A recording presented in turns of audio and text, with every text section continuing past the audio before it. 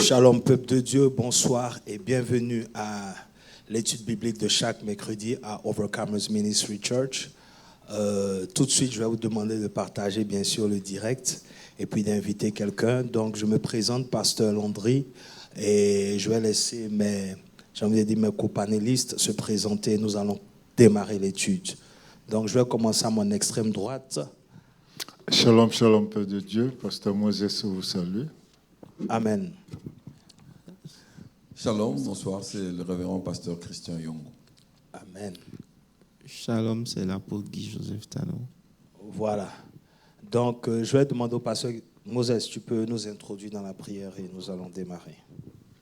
Notre Dieu, notre Père, nous te disons merci pour cet autre rendez-vous. Nous venons, Seigneur, à tes pieds pour être nourris, car ta parole nous dit, l'homme ne vivra pas seulement que du pain, mais de toute la parole qui sort de ta bouche. Merci parce que tu bénis cet instant et tu fais de cet instant une bénédiction pour nos frères et sœurs. Qu'une vie ce soir reçoive la vie de Dieu et qu'elle soit transformée au nom de Jésus. Amen. Amen. Amen. Alors, comme vous avez pu constater, dimanche, nous avons démarré une nouvelle étude qui est, j'ai envie de dire, une suite logique de ce que nous avons commencé depuis le début de l'année. Alors, il s'agit des fils de Dieu. Élément très crucial, une fondation même par rapport à la chrétienté. Donc, tout de suite, je vais demander vos avis, sinon votre point de vue par rapport déjà à l'introduction qui a été faite pour cette nouvelle étude. Pasteur Christian. Merci pour la parole. Je pourrais dire ce qui m'avait vraiment touché par rapport au message de dimanche de l'apôtre, c'est beaucoup plus la croissance spirituelle, autrement dit sur la maturité. Ok. Donc la maturité, la croissance spirituelle, la maturité, Pasteur Moses. Oui, j'ai beaucoup aimé la définition qu'il a donnée au test. Ok. C'est-à-dire que avant d'être fils de Dieu, il était d'abord fils de Jonas. Ok. Ce qui veut dire que nous venons avec notre humanité à Christ. Ok.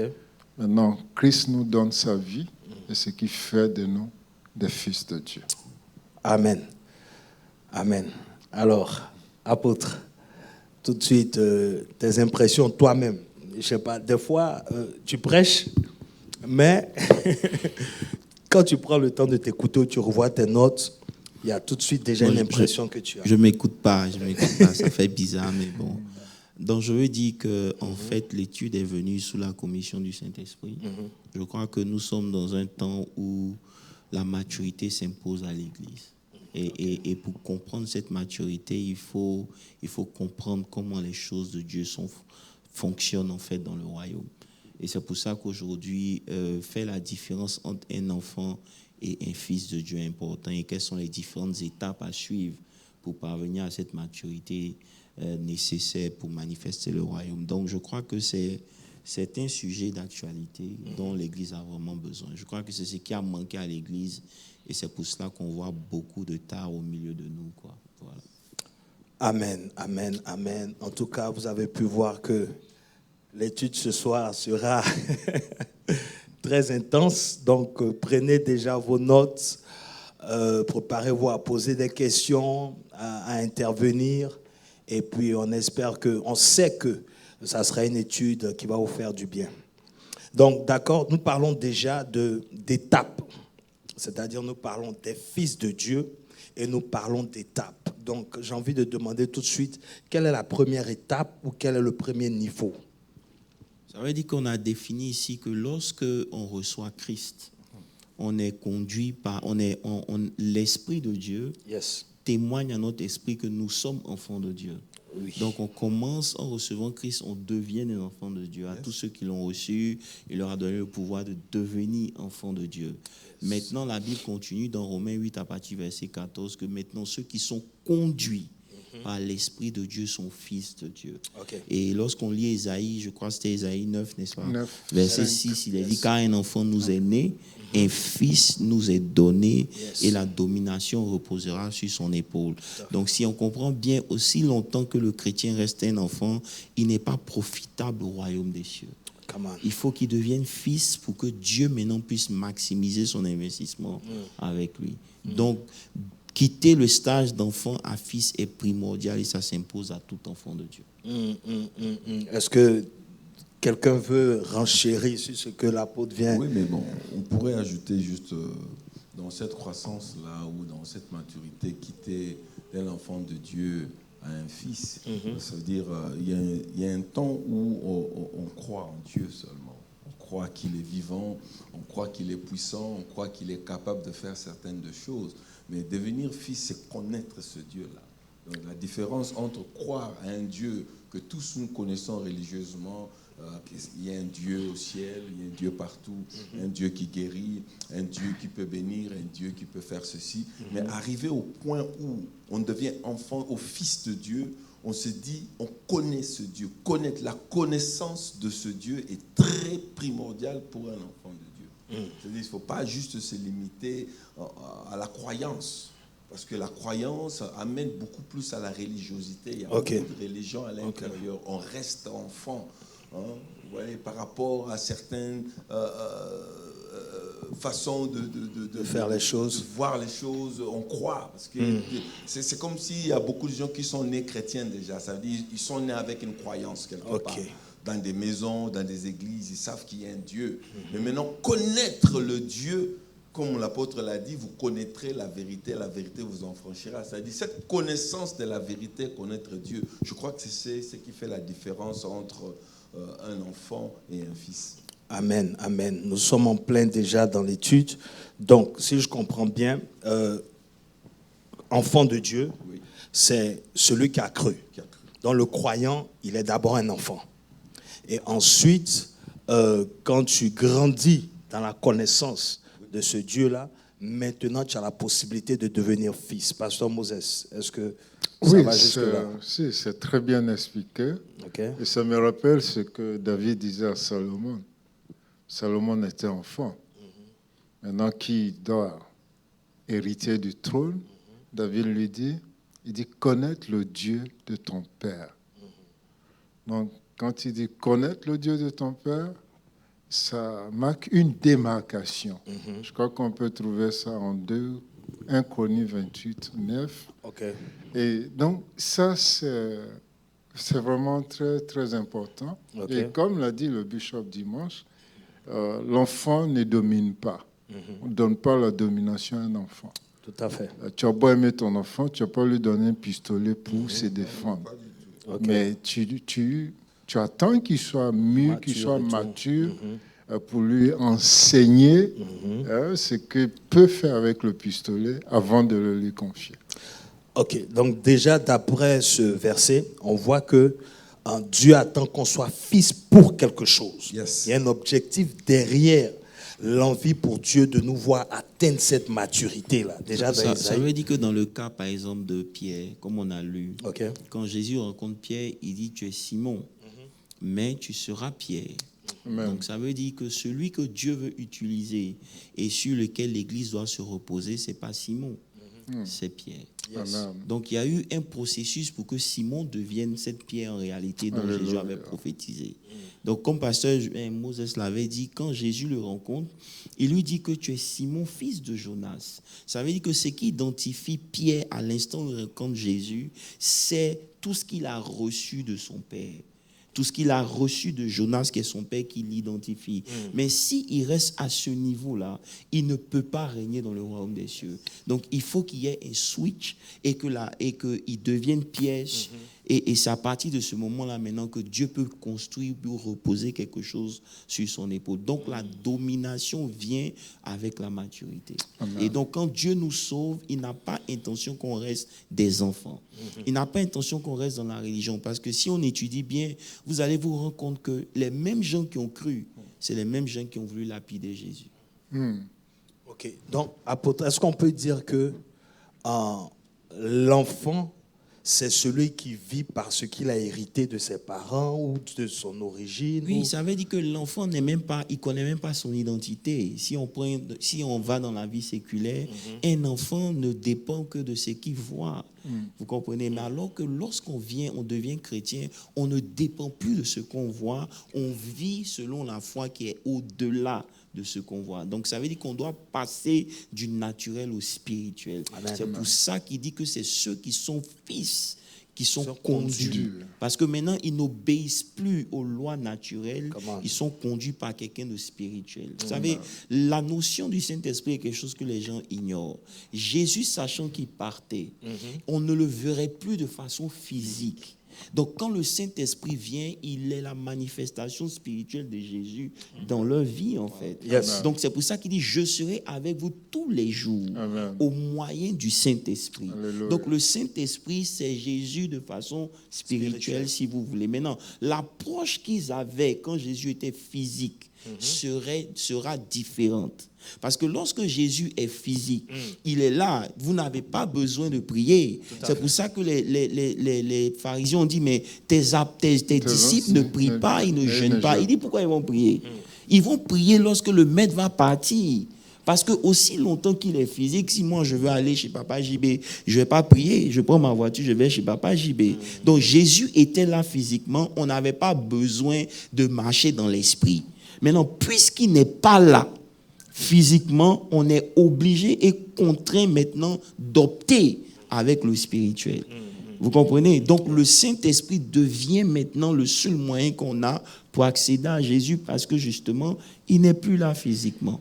Et pour parvenir à être conduit, ça va demander un certain training, ça va demander une certaine maturité. Très clair. Donc, Pasteur Christian, pour devenir enfant et arriver à fils, donc c'est l'esprit qui fait le travail.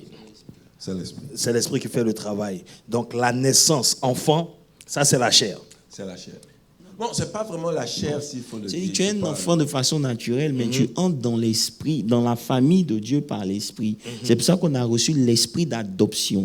Merci. Voilà, donc c'est le Saint-Esprit qui nous donne de devenir enfants de Dieu. Yes. C'est pour ça qu'il dit, l'Esprit témoigne à notre esprit que nous sommes enfants de Dieu. Maintenant, pour devenir fils, il faut se laisser conduire. Mais apôtre, tu vois, ce que tu viens de dire, par exemple, l'esprit témoigne à notre esprit. Pour arriver à ce niveau-là, quand même, c'est... Ça veut dire que tu as entendu quelque chose. C'est pour ça que tu commences par croire. Yeah. Comment tu fais pour devenir chrétien?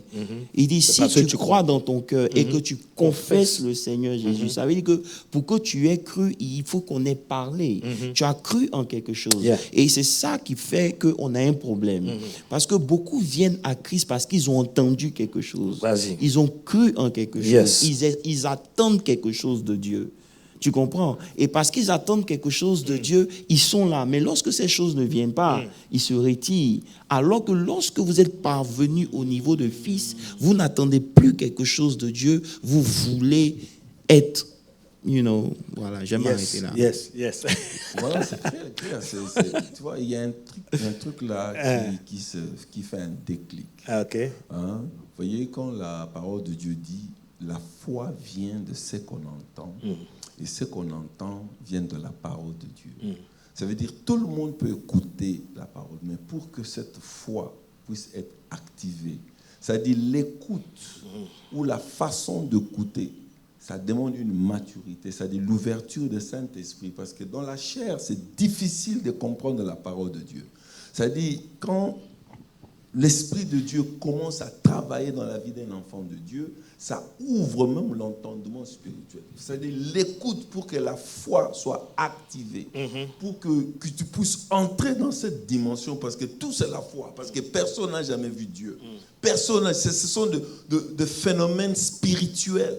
Ça veut dire entrer dans ce monde-là, il faudrait qu'il y ait une forte foi. Vous voyez? Et pour que cette foi-là atteigne ce niveau, il faudrait que le Saint-Esprit puisse agir. Pour que tu poursuives dans ce que tu viens de dire, en fait, parce que tu dis que ce que tu as entendu, n'est-ce pas? Lisons par exemple, je vais t'expliquer quelque chose. Je vais te provoquer un peu ici, à ce niveau-là. Pourquoi? Parce que ce que tu dis, ça veut dire que c'est en fonction de ce que tu entends qui va même te faire vouloir aller d'enfant à fils, même au niveau de la conversion. Mais oui, ça veut dire quoi? Lisons ensemble quelque chose. Je comprends. C'est que tu entends, ça veut dire quoi? Regardez, on n'a pas encore vu à quel moment Simon est devenu Pierre. Vous comprenez? Okay. Mais quand Simon devient Pierre, c'est par le réveil de la révélation. Oui. C'est quand la révélation touche l'esprit de Pierre et que Pierre déclare quelque chose que Jésus dit non, tu n'es plus Pierre parce que ce que tu viens de recevoir là, ce n'est pas venu d'un homme. Ce n'est pas venu de ton père, non, mais c'est de la chair, mais c'est de Dieu. Ça veut dire que quand tu as atteint un certain niveau de révélation, tu comprends un peu, maintenant Dieu commence à opérer avec toi. Donc, c'est cette révélation que tu as entendue qui doit te pousser à vouloir devenir fils, en fait. Okay. Tu comprends? Parce que, par exemple, lisons ensemble Jean 2, puisque c'est le Bible Study. Lisons ensemble Jean 2, le verset 23. Jean 2, 23. N'oubliez pas, prenez note, vos questions et tout. Jean 2, verset 23. Pendant que Jésus était à Jérusalem à la fête de Pâques, plusieurs crurent en son nom, voyant les miracles qu'il faisait. Donc, ça veut dire qu'ici, voici une catégorie de personnes qui ont cru en Jésus sur la base des miracles. Ce n'est pas mauvais. Mais maintenant, en temps normal, nous, on va se limiter à ça. Ça veut dire que si moi je suis un pasteur, que mon église est remplie parce que je fais les miracles, je suis content. Mais ce n'est pas le cas de Jésus. Lis le verset suivant. Mais Jésus ne se fiait point à eux parce qu'il les connaissait tous. Verset 25. Et parce qu'il n'avait pas besoin qu'on lui rendît témoignage d'aucun homme, car il savait lui-même que c'était ce qui était dans l'homme. Il savait lui-même ce qui était dans l'homme. Ça veut dire qu'ils ont cru, mais Jésus savait ce qu'il y avait en eux. Donc le fait de croire ne te qualifie pas pour marcher avec Jésus. Tu es en train de toucher un point là qui me dérange. Vas-y, explique. Non, c'est clair. Parce que là, tu es en train de dire qu'il y a un message qui t'est donné, tu crois, sans recevoir l'esprit. Non, la révélation, en fait. Non, mais tu n'as pas la révélation. Il y a quelque chose qui s'est passé qui t'a poussé à venir. Mais Jésus est en train de nous expliquer que ce n'est pas ça le but ultime. Ce que tu as vu comme miracle qui a ébloui, ce n'est pas ça le but quand Dieu t'appelle. Tout à fait. Il a juste utilisé ça comme moyen. Parce Dieu utilise tous les moyens pour nous attirer. Il y en a, c'est la souffrance. Il y en a, ils sont pleins de la mort. Il y en a qui sont malades. Dieu utilise tout. Mais peu importe comment tu rencontres Dieu, tu dois comprendre que tu n'as même pas encore commencé avec Dieu. C'est pour ça que Jésus, parce qu'il savait ce qu'il y avait en eux, il ne se confiait pas en eux. Parce que souvent, qu'est-ce qu'on fait? Comment vous pouvez m'expliquer qu'on a des disciples qui marchent avec Jésus et Jésus lui-même dit, parmi vous, il y a un qui est du diable.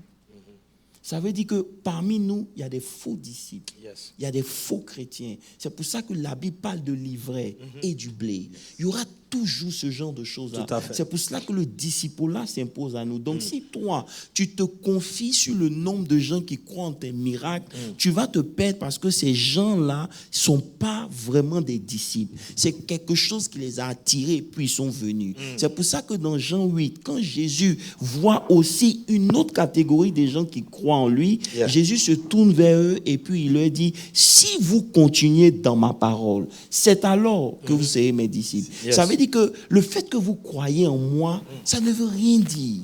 Parce que même les démons croient, ils tremblent. Donc, quelle est la base sur laquelle vous appuyez votre croyance? Non, voilà, parce que regardez, vous avez cru, mais ce que vous avez cru vous a conduit vers moi, mais ça n'a pas forcément annulé ce que vous étiez. Voilà. Je ne sais pas, Pasteur Christian, j'arrive.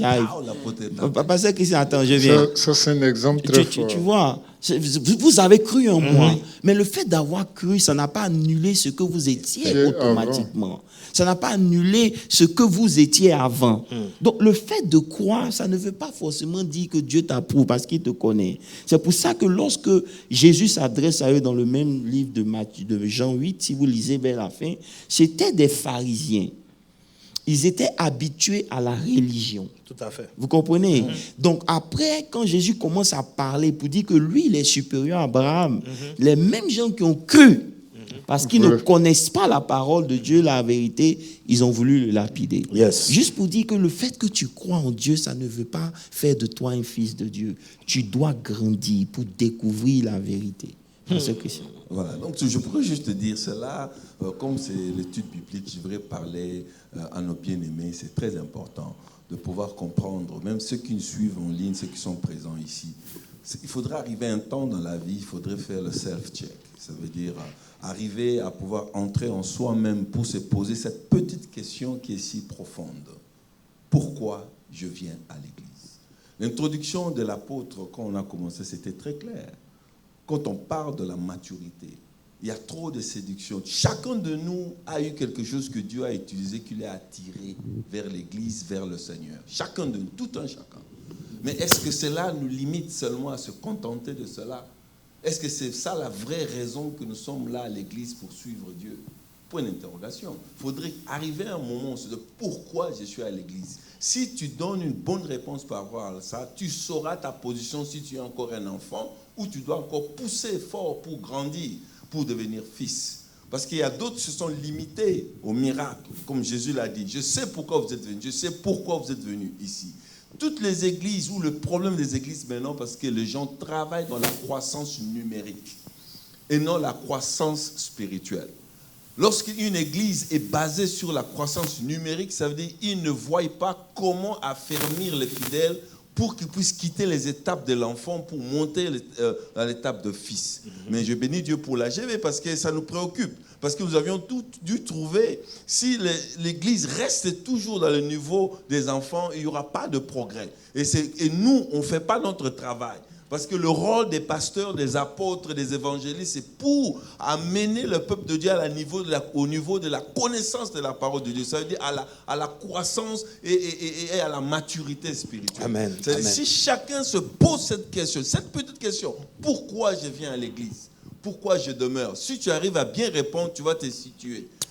Donc la motivation derrière. La motivation derrière est importante. Lisons ensemble Luc 14. Je veux montrer quelque chose. Luc chapitre 14. Comme dimanche, on n'a pas le temps de parler de tout ce qu'on a étudié. Donc, c'est ça. Donc Luc 14, verset 25.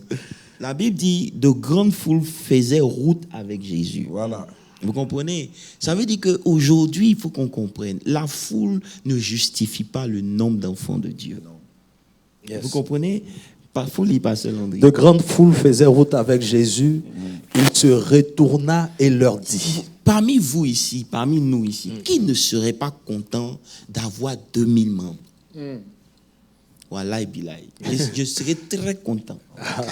Mais voilà Jésus dans son attitude qui me choque. Et c'est pour ça que connaître Dieu est vraiment important. Jésus, il dit, la foule le suivait partout. Maintenant, il se retourne. Et puis, regarde ce qu'il leur dit. Si quelqu'un vient à moi, et s'il ne hait pas son père, sa mère, sa femme, ses enfants, ses frères et ses sœurs, et même sa propre vie, il ne peut être mon disciple. Il faut qu'on prêche ça dimanche. C'est bon. Ça, c'est fort. Ça, c'est très profond. Ça veut dire quoi, Pasteur Landry? Ça veut dire que c'est la guerre à la maison, dans la famille. C'est-à-dire que... Verset 27. Verset 27. Je crois que je ne vais pas prêcher, je ne vais pas parler de ça. C'est pour lui, c'est moi. Et quiconque ne porte pas sa croix et ne me suit pas ne peut être mon disciple. Et là, Bon, 28, c'est bon? Non, c'est bon. Ok. Ça veut dire que, voilà Jésus qui est entouré d'une multitude. Et au lieu de dire, hey, vous avez bien fait de venir, continuez de me suivre, il se retourne pour dire, hey, vous là, si quelqu'un ne hait pas son père, sa mère, il commence à citer les liens qu'il y a entre un chrétien et sa famille. Ça veut dire quoi? Ça veut dire que Jésus ici touche le côté relationnel. Lorsque tes parents, ton mari, tes enfants ont plus de valeur que moi, tu n'es pas digne d'être mon disciple. amen. Vous comprenez un peu? C'est une chose d'aimer son père, sa mère, sa femme, ses enfants. C'est une bonne chose. Mais ceux-là ne peuvent pas prendre la place de Christ dans ta vie. Tu as dit non, ils ne peuvent pas prendre la place de Dieu dans mon cœur. Mais Dieu connaît. Si Jésus se tourne et puis leur dit, hey, si ton mari ou ta femme, tu ne peux pas emmener la guerre. C'est-à-dire, s'il n'y a pas de séparation relationnelle, spirituelle entre vous deux, tu ne peux pas être mon disciple. Maintenant, il dit, si tu ne portes pas toi-même ta croix, tu ne peux pas être mon disciple. Déjà ici, on voit que devenir disciple, ce n'est pas du jeu. C'est-à-dire, les histoires de mon papa, ma famille, nous, c'est comme ça on fait. Nous, tout ça, Jésus dit, ça ne compte plus. Tu veux être mon disciple, il faut faire la part des choses. Vous savez, j'ai été dans une religion, je ne vais pas dire le nom ici. J'ai suivi, enfant de... bon, bref, j'ai fait tout ce que je devais faire. Maintenant, quand je rencontre le Seigneur, mon père me dit, non, tu ne peux pas être mon fils et puis tu vas dans une autre religion. Il dit, c'est que tu ne seras plus mon père. Bébé. Pourquoi? Parce que celui que j'ai rencontré, il est plus que mon père. Je dois t'honorer. Mais lorsque je meurs, ce n'est pas toi qui parleras pour moi. Ce n'est pas la religion qui parle pour moi. Amen. C'est ma relation avec Jésus qui va me défendre. Amen. Donc, Jésus est en train de nous montrer que vous dites, vous voulez me suivre là. Faites attention. Yes. Faites attention à vos relations. Yes. Si ces relations ont plus d'importance que moi, ou bien à cause de la relation qui est en train de se gâter avec ma femme, mon mari, Jésus ne peut même pas avoir une place dans mon cœur, c'est que je n'ai jamais été disciple. Yes. Vous savez que ce que je vis dans ma maison n'est pas plus important que ma relation avec lui. Donc je ne peux pas laisser une situation que je vis prendre le pas sur ma relation avec Dieu si je suis disciple. Yes. Je vais m'arrêter ici. Yes. Amen. Donc là déjà, on est en train de se battre entre enfants pour devenir fils. Yes. Donc c'est l'étape là de disciple d'abord.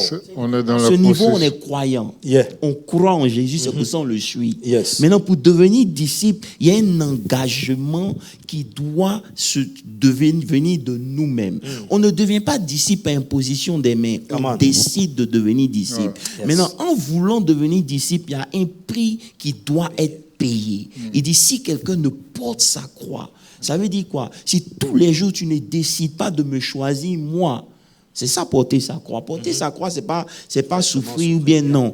Porter ta croix, c'est décider de suivre Jésus tous les jours. Et c'est un choix quotidien.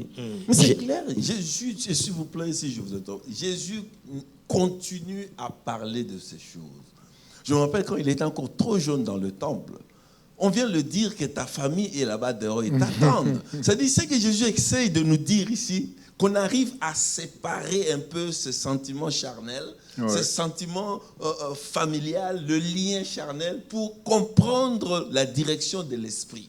Parce que quand on lui a dit que tes frères, ta mère, ils sont dehors, il a dit non, mes frères, c'est ceux qui font la volonté de Dieu. C'est-à-dire ceux qui sont déjà décidés de prendre leur croix et de suivre l'esprit et suivre Jésus. C'est ça mes vrais frères. Amen. Vous comprenez? Parce que des fois, on se demande pourquoi on parle frère à l'église. Vous croyez? C'est parce qu'on est nés tous africains ou américains ou non. On s'appelle frère à l'église. C'est parce que c'est des personnes qui se sont détachées de la fraternité charnelle et ils se sont réunis dans la fraternité spirituelle. C'est-à-dire on appelle frères en Christ. C'est-à-dire les frères. Les personnes qui ne sont plus les frères de la même maison, les frères de la même famille, les frères biologiques. On n'est plus dans les frères, on est les frères spirituels. Amen. C'est pourquoi on applique ce mot frère à l'église. C'est-à-dire, on ne peut pas savoir c'est mon frère, c'est ma soeur. C'est-à-dire, c'est devenu dans la religion, quoi, comme quelque chose de complaisance. Mais quand tu appelles frère, c'est-à-dire c'est quelqu'un qui s'est détaché, comme l'apôtre vient de nous le dire ce soir. Ça veut dire tu portes ta croix, tu te décides. Tu n'es plus dans les liens familiaux. On n'a pas dit faut abandonner les familles. Ça veut dire, pasteur Christian, même pour aller plus loin, il dit, va au verset 26. Il dit, si quelqu'un vient à moi et s'il ne hait son père, il ne hait pas son père, sa mère, sa femme, ses enfants, ses frères, et même sa propre vie. Laissons même les histoires de parents, tout ça. Ça veut dire que lorsque tu veux devenir mon disciple, là, la vie que tu avais avant, tu ne peux pas l'aimer plus que la vie que tu prends maintenant. Il y a des gens qui regrettent leur passé ou qui sont toujours en train de parler de leur passé, soit glorieux. Cette vie que tu avais avant, là, si tu l'aimais trop, il fallait la garder. Mais si tu veux devenir mon disciple, tu dois mourir à cette vie pour qu'une nouvelle vie commence. Et il dit ta propre vie. Laissons même les histoires des parents, ta propre vie. Ça veut dire qu'aujourd'hui, tes propres biens ne doivent pas prendre la place de Jésus qui est dans ta vie si tu veux être mon disciple. C'est pour ça que quand vous voyez les moines, tout et tout, quand ils décident de devenir disciples, ils abandonnent tout. Femmes, enfants, position, maison. Mais Christ ne nous a pas demandé ça. Il ne nous demande pas d'abandonner le travail et tout, mais il nous demande de les abandonner. L'attachement qu'on a, la valeur qu'on leur donne, qui prend la place au-dessus de Dieu, ça va nous détruire. Pourquoi? Parce que quand tu commences à devenir disciple ou que tu crois, tu es toujours sous l'influence du diable. Et le diable peut utiliser ça pour te détourner. Mais le mot est fort, apôtre. C'est-à-dire, s'il ne hait. On parle de haïr. Non, c'est pas haïr dans le sens de détester, donc, mais c'est dans le sens que ces choses que tu as reçues ne sont pas vraies. Est-ce que tu comprends un peu? Par exemple, on est de différentes régions. On a une culture qui nous a été enseignée de nos pères. C'est ça que tu dois haïr. Parce que ce n'est pas parce que ça vient de tes pères que c'est vrai. Tu me suis? Mais ici, ce n'est pas, puisqu'il nous demande d'aimer nos ennemis. Donc, il ne demande pas de haïr ton père dans le titre, dans le sens de haïr, non. Mais il parle de ce qui découle de cet enseignement. Donc, tout ce qui peut être source. Voilà, tout ça, il demande de couper ça. C'est inclus dans ta vie passée. Tout ce qui était attaché à ça. Ça dit pour changer. Parce que c'est la transition dont on est en train de parler ici, de l'enfant au disciple ou au fils. Ça veut dire qu'il faudra arriver à renier. Il faudra arriver à faire de notre mieux que nous puissions mettre Dieu en première position. En fait, c'est ça. Mais mon pasteur, donc c'est ce qui explique même que c'est un niveau de maturité. Parce que... ça veut dire qu'on commence. Oui, on commence. Mais regarde déjà le départ. Parce que pour avoir l'amour de Dieu dans le cœur, et puis en même temps tu aimes, mais pas de façon charnelle. Je ne sais pas si vous comprenez ce que je veux dire. C'est-à-dire, tu hais, mais c'est positif quelque part à cause de ton amour pour Dieu. Comment on ajuste ça? Parce que quelqu'un qui entend ça... Ça veut dire que, Pasteur Landry, moi j'aime prendre des exemples concrets. Okay. Ça veut dire qu'aujourd'hui, par exemple, tu travailles. Le jour où tu perds ton travail, quel est l'état d'esprit dans lequel tu es? C'est ça dont Jésus parle. C'est-à-dire que tu dois pouvoir perdre ton travail et puis te réjouir. Pourquoi? Parce que tu sais que ce n'est pas ça ta source. Okay. Tu me comprends? Okay. C'est pas aujourd'hui, une relation peut ne pas marcher. Tu as prié pour que Dieu t'envoie une fiancée, ok? Et ta fiancée a fait quelque chose et puis ça ne marche pas. Mais ce n'est pas la fin du monde. Tu comprends? C'est pour ça que quand tu es venu à Christ, comme Pasteur Christian dit, tu dois savoir pourquoi tu marches avec Christ. Tu ne dois pas venir à Christ parce qu'il a fait des miracles. Ça n'impressionne pas Dieu. Tu peux croire en lui, ça ne l'impressionne pas. Si vous lisez, étudiez même Jean 8, vous allez voir que Jésus dit que vous êtes des fils du diable, malgré que vous croyez en moi. Donc le fait de me croire en moi, ça ne m'impressionne pas. Je veux que vous continuiez dans la parole. Pourquoi? Lisons ensemble un texte. Pour que tu amplifies, apôtre, même la paix d'un être cher. Ça ne doit pas te disconnecter de Dieu. Tu comprends un peu? Et c'est pour cela qu'on est resté au niveau de croyant. On n'a pas encore atteint le niveau de disciple. Parce que ça, il ajoute, vous n'êtes pas mes disciples. C'est-à-dire, si vous êtes mes disciples, ces choses-là ne vont pas vous faire mal. Ces choses-là ne vont pas enlever ma communion avec vous. Ces choses-là ne vont pas vous détourner de moi. Mais tant que ces choses-là ont encore un poids, vous êtes au niveau de croyants. Et c'est là-bas que la majorité de l'Église est. C'est ça, parce que même les exemples qu'on nous donne. Écoutez bien, mais il faut, comme j'ai dit, le self-check. Arriver à un moment où on doit se poser des questions. Parce que combien de fois, même quelqu'un à l'église te regarde d'une façon là et puis te dit je ne viens plus à l'église. Bon, et à cause de ce regard-là qui te pousse à ne plus. C'est-à-dire où tu es un enfant ou tu es à quel niveau? voyez, c'est-à-dire, si tu sais pourquoi tu viens à l'église, tu sais pourquoi tu es né de nouveau, parce que cela, c'est bien être né de nouveau. Parce que quand tu es né de nouveau, tu n'es pas né d'esprit, de la chair, et Mais ainsi de suite. Christian, C'est-à-dire, tu changes de camp. Pasteur Christian, si tu étudies bien, Jésus dit à ceux qui ont cru, continuez dans ma parole. Parce que Jésus sait que ce n'est pas des choses qui viendront par imposition des mains ou par baguette magique. Ça viendra lorsque vous serez exposés à la vérité. C'est pour cela que dans Jean 8, lisons ensemble Jean 8 si vous voulez, à partir du verset 32, regardez ce que Jésus dit et regardez ce qu'eux ils disent. Je ne veux pas rentrer en profondeur parce que ça va faire l'objet d'une prédication. Mais il dit, vous connaîtrez la vérité, verset 33.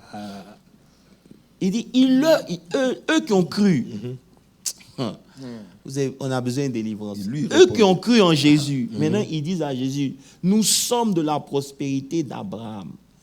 Et nous ne fûmes jamais esclaves de personne. Comment peux-tu dire, vous deviendrez libres? Verset 34. Ça veut dire que Jésus maintenant introduit la vérité. Ils ne sont pas prêts à l'accepter. Ça veut dire que aussi longtemps que vous n'êtes pas prêts à accepter la vérité, vous ne pouvez être disciple de Jésus. C'est bien facile de croire, mais as-tu accepté la vérité? Ils ont cru. Jésus maintenant commence à leur parler de la vérité. Il dit, en vérité, je vous le dis, leur répliqua Jésus, quiconque se livre au péché est esclave du péché. C'est-à-dire, vous êtes fils d'Abraham, mais vous êtes toujours sous le poids du péché. Donc, ils n'ont pas compris ici que la parole, quand elle vient dans notre vie, elle vient pour nous libérer. La vraie délivrance, la vraie liberté, c'est la parole de Dieu. Est-ce que vous comprenez? La vérité. Ça veut dire qu'aujourd'hui, je pensais à un truc aujourd'hui, pasteur Landry, pasteur Christian, pasteur Moses. Combien de fois on prêche l'évangile? Combien de fois on est dans les séminaires, on organise les programmes, on a des livres, on a des cassettes, on écoute des enseignements sur Internet. Mais pourquoi on est toujours esclave? Ça veut dire qu'on a eu accès à la parole, mais on n'a pas encore eu accès à la vérité. Parce que ce que la vérité fait, quand elle vient, elle a pour mission de libérer. Est-ce que vous comprenez? C'est pour cela que... Oh, God. Amen. Bishop, est-ce qu'on peut associer cela à notre obéissance à la vérité? Non, attends, continue. Non, mais écoutez. Non, mais c'est ce que je suis en train de dire. Non, continue. Continue cette partie-là. Bon. Pasteur Moses, tu veux ajouter quelque chose?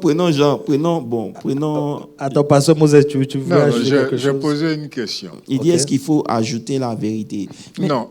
À l'obéissance. Voilà. On arrive là, pasteur. Parce que si vous ne pouvez pas, c'est un processus. L'obéissance est le signe qui caractérise les serviteurs. On n'a pas encore touché ça. Vous comprenez? Ici, on n'est même pas encore dans l'obéissance. Ici, c'est de continuer dans la parole afin de découvrir la vérité. Lisons encore ensemble. Verset 34, 35. Or, l'esclave ne demeure pas toujours dans la maison, le fils y demeure toujours. Allons-y. Continuons. Si donc le fils vous affranchit, vous serez réellement libre. Amen. Ça veut dire que si tu es parvenu, au niveau de fils, tu ne peux être esclave. Non. Jamais. Comprenez? Maintenant, il dit que l'esclave ne demeurera pas toujours dans la maison, mais le fils y demeure.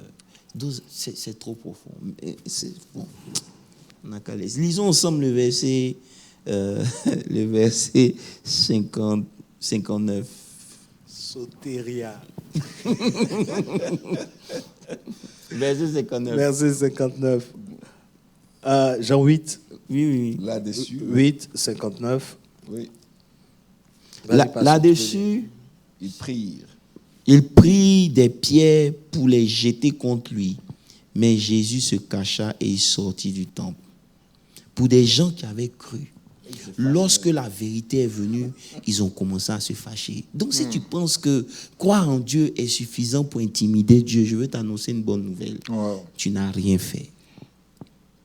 Dieu ne va pas te juger parce que tu crois en lui. Lorsque la vérité sort, quelle est ta réaction? Tu comprends? Il dit, nous, on est les fils d'Abraham. Comment tu peux dire qu'on n'a jamais été esclaves? Ça veut dire que vous n'avez pas encore atteint la vérité. La vérité va exposer qui vous êtes en réalité. Amen. Et aussi longtemps que vous n'allez pas l'accepter, vous ne pourrez pas aller à un niveau supérieur. Yeah. Vous comprenez? Mais c'est clair, l'apôtre. Regardez ceci. La réaction dans la vérité. Au fait, c'est moi si je prends ça comme ça. Regardez ce jeune homme riche. Il a dit, il ne pêche pas. Il fait tout. Il donne tout. Il est bon. Il est bien. Mais Jésus lui apporte une vérité. Il dit, juste ce que tu as comme bien là. Donne ça aux autres pour me suivre. Vous voyez, suivre Jésus là, ce n'est pas facile. Ouais. C'est-à-dire, suivre Jésus, ce n'est pas aller à l'église. Suivre Jésus, c'est au-delà d'être à l'église. Ça veut dire dans un autre niveau de maturité, de comprendre que quand je viens à l'église, comme la Bible dit, le salut est individuel. Yeah. C'est personnel. C'est-à-dire quand je viens à l'église, je ne viens pas pour une tête quelconque, je viens pour Jésus. C'est-à-dire quand on a dit à ce jeune homme-là, tu as des choses... Non, il s'est défendu. Je ne pêche pas, non, je donne mon offrande, je fais tout, je fais ça. Il se croyait une bonne personne. Il se prenait pour un religieux très propre, saint, très bien à l'église.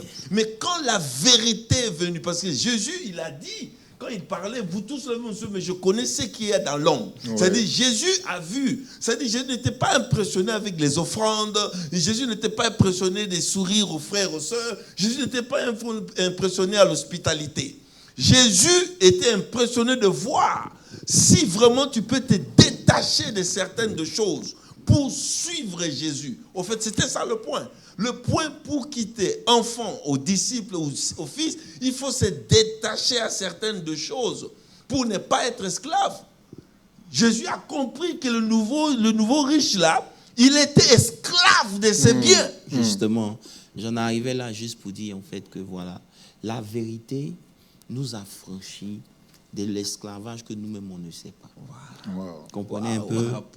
La vérité nous a franchis de l'esclavage. Donc tu peux dire à quelqu'un tu aimes l'argent, il va te dire j'aime pas l'argent.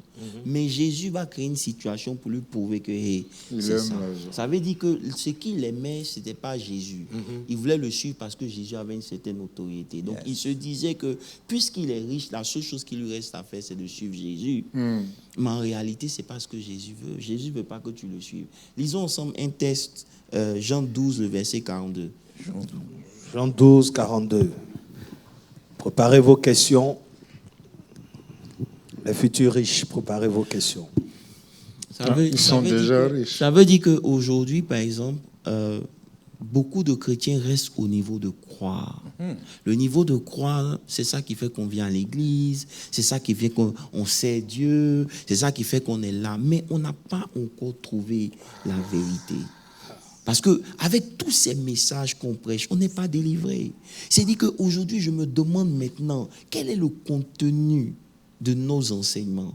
Donc, je comprends par ce texte-là que Jésus est en train de dire que c'est en continuant dans la parole qu'on parvient à découvrir la vérité. La vérité ne sera pas le ressort d'une question de un jour. La vérité, ce n'est pas une question de 1 an, 2 ans, et je suis dans l'église 3 ans, même 10 ans. La vérité, c'est que lorsque tu as continué dans la parole, c'est là que tu vas parvenir à cette vérité. C'est pour ça que je disais que quand il rencontre Josué, il dit à Josué, médite jour et nuit.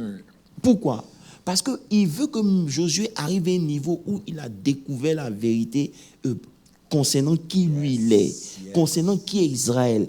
Comme David était parvenu à la vérité de Israël. Lorsqu'il rencontre un Goliath, ce que David dit, ce n'est pas quelque chose qui est écrit dans comme ça, la Torah en griffe, mais c'est quelque chose qui lui a été révélé.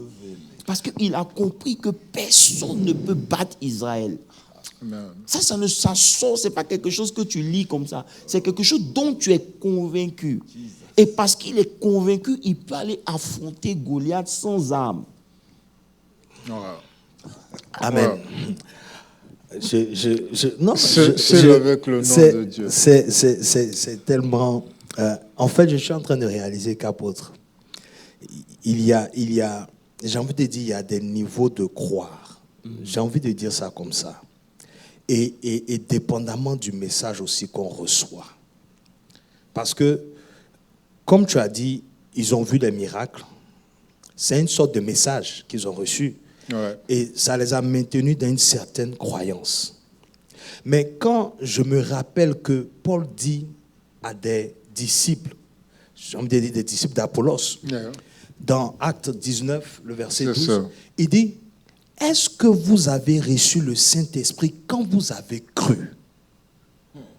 Ça me trouble en fait. Oui. Et il dit, on n'a même pas entendu parler de parler. Saint-Esprit. Mais en fait, dimanche, je n'ai pas prêché tout le message. Si tu vous rappelez, j'ai donné 2 tests. Le premier test, c'était Isaïe. Et le deuxième Second test, test. c'était, je crois, 2 Timothée. Il y a Timothée, il y a Voilà, Paul, 2 Timothée, où il disait, attendez que je trouve ça. 2 Timothée 1,12. 1,12. Qu'est-ce qu'il disait en 2 Timothée? Il dit, c'est à cause de cela que je souffre ces choses. Mais j'en ai point honte, car je sais en qui j'ai cru. Ça veut dire quoi? Il a cru. Lis la version anglaise, je préfère. For this reason I also suffer these things, nevertheless I'm not ashamed.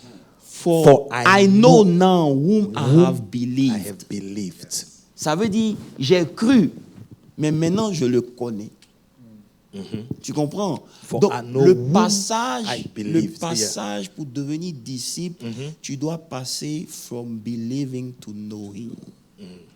Until you get there, you still at the level of believer.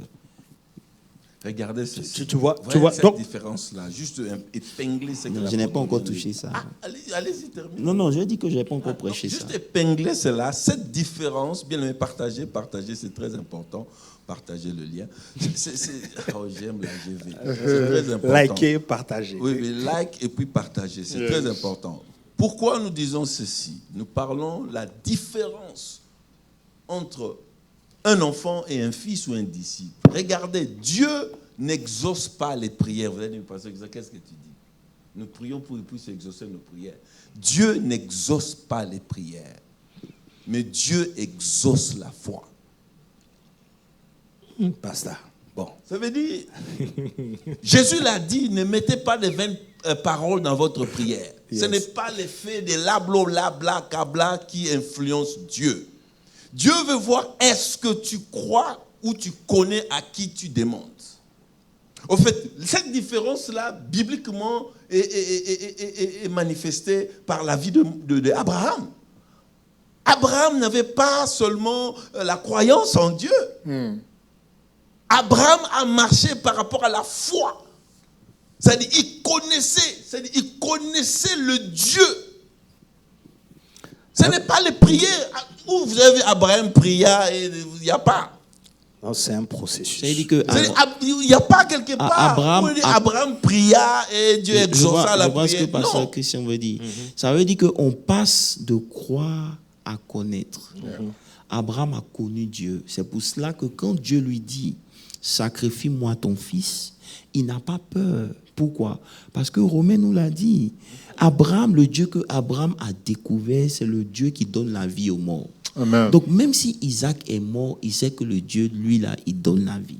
C'est le level de ça. C'est-à-dire que tant que vous n'êtes pas passé de croyance, c'est pour ça que je voulais qu'on lise. Non, en fait, tu vois, ça revient à ce que tu as dit, demeurer dans ma parole. Demeurer. Faut dire que c'est un processus. Justement, Abraham, justement. Yeah. C'est-à-dire que pourquoi il insiste pour qu'on demeure dans la parole dimanche prochain? Une chose est sûre, c'est que lisons ensemble Luc.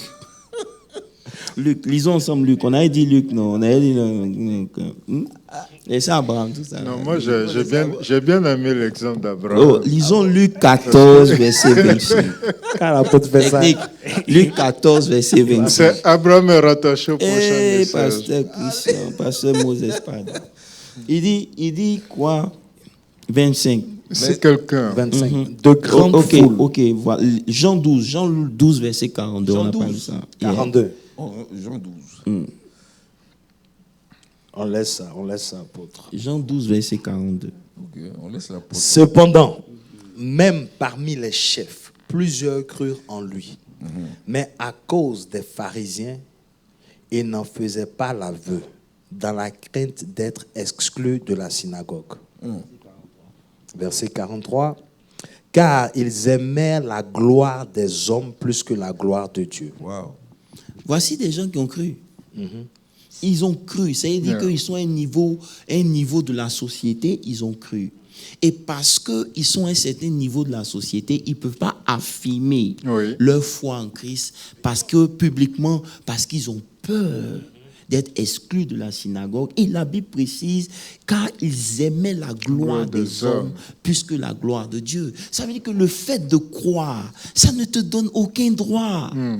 Parce que si tu crois, mais tu préfères la gloire des hommes à la gloire de Dieu, Dieu n'ira nulle part avec toi. C'est clair. Dieu n'ira nulle part avec toi. Aujourd'hui, c'est le problème qu'on a. Ça veut dire qu'on n'a pas compris d'abord l'importance de la parole. C'est ça qui est l'un des problèmes. Parce que aujourd'hui, si Dieu insiste pour que nous, on retourne dans la parole, c'est que Dieu sait que la parole a la capacité de te faire.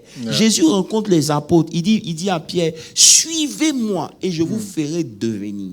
Ce qui fait devenir, c'est la parole de Dieu. Donc, sans parole de Dieu, on ne peut pas devenir. Vous comprenez? Mais aujourd'hui, l'importance de la parole de Dieu dans nos vies personnelles a été réduite à un niveau inférieur. Et comment on fait pour avancer sans la parole? C'est impossible. La parole est la juridiction de Dieu. Tout ce que Dieu fait, c'est par rapport à sa parole. Nous, on la met de côté. Et on essaie de grandir par nous-mêmes. On essaie de vivre avec nos opinions. On essaie, alors que ce n'est pas la vérité. Vous comprenez? Il ne dit pas que ta vérité va t'affranchir. Il dit la vérité. Donc, tu peux avoir ta vérité pendant des années. Ça ne va rien produire dans ta vie. Tu dois laisser ta vérité pour parvenir à la vérité. Voici des gens qui ont cru. Mais la gloire des hommes avait plus d'importance pour eux que Dieu. Donc, ils ne pouvaient pas être disciples de Jésus. Donc, leur position dans la société. Leur position. C'était des chefs dans la synagogue. Ça veut dire qu'aujourd'hui, un disciple n'a pas honte de Jésus. C'est-à-dire que tu jeûnes, même tu dois aller à l'église, tu as honte. Tu ne peux pas prier parce que tu es en public. Tu peux avoir ton Dex pour prier, c'est toute une... Non, il ne faut pas qu'on sache que... Non, tu dois être fier de ce que tu as reçu Christ. Et ça, c'est ça que Jésus dit. Tu te caches pour te faire baptiser. Tu vois, non? Non, tu ne veux pas qu'on sache que tu t'es fait baptiser. Tu te fais baptiser. Lisons ensemble rapidement un verset et je voulais qu'on utilise ça. Lisons ensemble Jean 6, le verset 60. Jean 6, 60. Ça veut dire que beaucoup de disciples suivaient Jésus. Maintenant, Jésus introduit la vérité. Vous comprenez un peu? Quand Jésus, à cause du temps, quand Jésus introduit la vérité, la Bible dit que plusieurs de ses disciples, après l'avoir entendu, disent cette parole-là est dure. Qui peut l'écouter? Ça veut dire que tu n'as pas encore découvert la vérité tant que ça n'a pas choqué ton âme, ton esprit et ton corps. Parce que la vérité met à nu qui tu es. Tu ne peux pas te cacher devant la vérité. Il dit, qui peut écouter ça? Tu comprends un peu? Maintenant, il va au verset. Maintenant, Jésus, verset 61, sachant en lui-même que ses disciples murmuraient à ce sujet, leur dit, cela vous scandalise-t-il? Et si vous voyez le Fils de l'homme monter là où il était auparavant, Trois points de suspension. C'est-à-dire que si vous ne pouvez pas supporter la vérité, vous ne pouvez pas supporter la gloire. Parce que la gloire, elle émane de la vérité. C'est pour ça que dimanche, on a dit que la vérité fait partie des 5 éléments de la manifestation de la gloire de Dieu. Celui qui est dans la vérité, ce qui suit, c'est la liberté, c'est la gloire. Vous ne pouvez pas expérimenter la gloire de Dieu sans la vérité. La gloire de Dieu, les éléments de la gloire dans la vie d'un enfant de Dieu sont la vérité. Vous comprenez un peu? La vérité fait partie de ces éléments qui manifestent la gloire. C'est pour ça que lorsque Pilate rencontre Jésus, il lui pose une question. Il lui dit, donc toi tu es le roi des Juifs, pour paraphraser. Jésus dit, oui, tu l'as dit. Il dit, ne trouvant en lui aucun défaut, raison de l'air. Il dit, je ne peux pas. Pourquoi? Parce que lorsque la vérité vient, il n'y a pas d'accusation. Amen. Tu ne peux pas mettre la vérité en prison. La vérité va toujours se manifester. Alléluia. C'est pour ça qu'il dit, là où il y a la vérité, il y a la liberté. Amen. On ne peut pas emprisonner la vérité. Donc, si tu parviens à la vérité, toi, tu ne peux pas être esclave. Vous comprenez? Maintenant, lisons rapidement. Maintenant, verset 64. Il dit, mais il en est parmi vous quelques-uns qui ne croient point à cause de la vérité. Ils ont commencé par croire.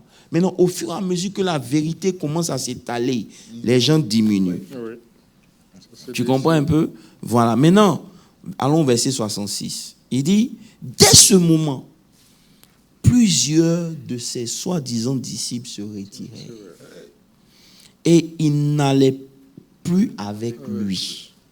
Et Jésus dit aux 12, et vous, ne voulez-vous pas aussi vous en aller? Maintenant, Simon dit, c'est pour ça qu'il dit, c'est sur la révélation que la vie de Simon a été Dieu. Maintenant, Simon lui dit, Seigneur, à qui irions-nous? Tu as les paroles de la vie éternelle. Maintenant, verset 63, 69. Tu vas trop vite, apôtre. Non, on doit partir vite, on va revenir dessus un dimanche. Il dit, maintenant, parce il dit, et nous avons cru. Ça veut dire qu'on a commencé avec croire. Et nous avons connu. Yes. C'est parce que, et que tu es le Fils, le Christ, le Saint de Dieu, c'est pour ça qu'on est resté. Ça veut dire que ceux qui ont cru, parce qu'ils n'ont pas connu, ils sont partis. Mais ceux qui ont cru et qui ont connu sont restés. Kato rakush kada. Berado skede. Et nous avons cru et nous avons connu que tu es le Christ, le Saint de Dieu. En anglais, the Christ, the Son of the living God. Ça veut dire qu'ils ont cru, ils ont commencé par croire. Maintenant, là, ils ont switch. C'est-à-dire, ils sont parvenus à la connaissance. Ça veut dire que aussi longtemps que vous restez au niveau de croire, croyance, vous êtes susceptible d'abandonner. Parce que le jour où vous allez croire que Dieu va faire et puis il n'a pas fait, vous serez déçus, vous allez partir.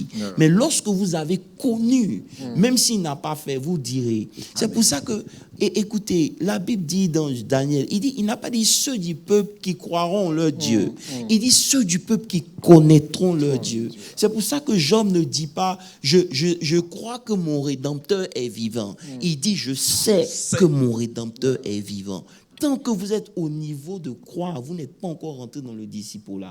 Et aujourd'hui, l'importance du disciple-là, c'est pour nous faire quitter le level de croire à connaître. C'est le disciple-là qui nous enseigne les doctrines de Dieu, qui nous enseigne qui est Dieu. Parce que vous ne connaissez, Dieu est esprit. Vous venez d'un monde païen, vous venez des parents. Il y a plein de choses qui ont formaté notre esprit. Donc on est obligé de passer par le disciple-là pour apprendre à nouveau et se reprogrammer. Mais lorsqu'il n'y a pas de disciple-là, on fait des gens qui ne sont pas parvenus à une connaissance authentique de Dieu. Donc ils sont au milieu. Ils deviennent un danger pour eux-mêmes, un danger pour le corps de Christ, un danger pour leur propre famille. Yes.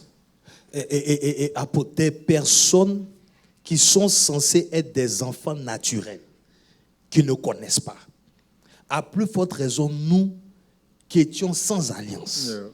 qui avons été adoptés. C'est-à-dire, on n'a même pas d'héritage juif en nous pour avoir même une notion.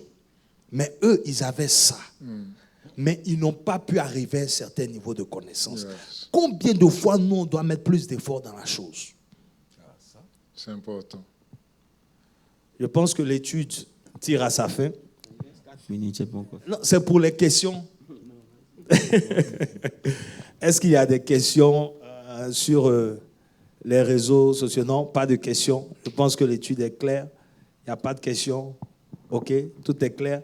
D'accord, je pense que ce soit... Il y a une question. Qui a une question? Oh, OK. Le frère Dominique a une question. Allez-y, vas-y. Yeah. Ma question est, si la volonté de Dieu et l'envie de l'homme ne coïncident pas, est-ce que, même si tu connais Dieu, tu peux connaître Dieu et vouloir faire aussi la volonté Tu ne le connais pas. Précise un peu la question. Ok, je répète.